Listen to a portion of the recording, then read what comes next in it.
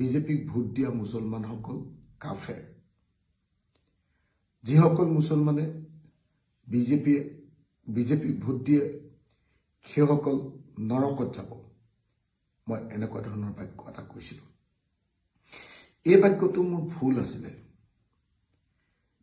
এতিয়া মোৰ সকলো বন্ধুমহল আৰু মোৰ দলীয় সতীৰ্থসকলে মোক এনে এটা বাক্য কোৱাৰ কাৰণে সমালোচনা কৰিছে।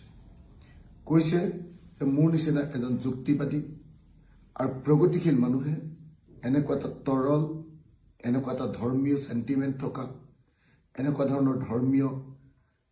ধৰণৰ বক্তব্য কেতিয়াও প্ৰকাশ কৰা উচিত নাছিল।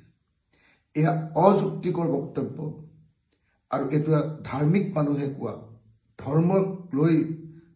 ধৰ্মভীৰু মানুহে কোৱা কথাৰ বাহিৰে আন একো নহয় বুলি মোক প্ৰত্যেকজন মোৰ সতীৰ্থ, যিসকল মোৰ যিসকলে আদৰ্শগতভাৱে ভাল পায়, সেইসকলে মোক সকলোৱে সমালোচনা কৰিছে।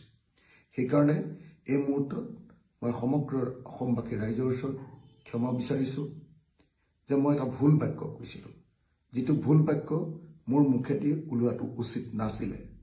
মই কৈছিলোঁ যে যিসকল মুছলমান লোকে বিজেপিক ভোট দিয়ে সেইসকল কাফেৰ, সেইসকল নৰকলৈ যাব, এনেকুৱা ধৰণৰ আল্লাই তেওঁলোকক শাস্তি দিব, এনেকুৱা ধৰণৰ বক্তব্য এটা প্ৰকাশ কৰিছিলোঁ।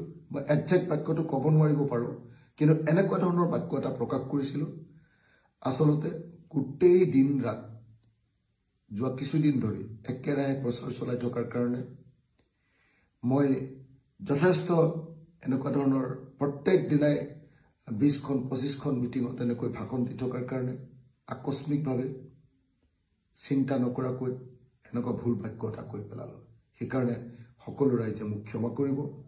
আৰু মোৰ সতীৰ্থ যিসকল বন্ধু, দলৰ যিসকল সতীৰ্থ, যিসকলে এই বাক্যটো কোৱাৰ কাৰণে মোক বেয়া পাইছে, মই অযুক্তিকৰ কথা কৈছোঁ বুলি কৈছে, মই ধৰ্মীয় চিন্তাৰ কথা কৈছোঁ বুলি কৈছে, মই প্ৰগতিশীল চিন্তাৰ পৰা আঁতৰি গৈছোঁ বুলি যিসকলে কৈছে, মই তেখেতসকলৰ ওচৰতো ক'ব খুজিছোঁ যে মই নিস্বাৰ্থভাৱে ক্ষমা প্ৰাৰ্থনা বিচাৰিছোঁ।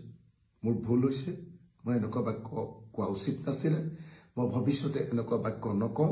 গতিকে সকলো পক্ষকে, সকলো ৰাইজকে মোৰ এনেকুৱা ভুল বাক্যৰ কাৰণে ক্ষমা বিচাৰিছোঁ আৰু মোক ক্ষমা কৰি দিবৰ কাৰণে আপোনালোকক আহ্বান জনাইছোঁ। ধন্যবাদ।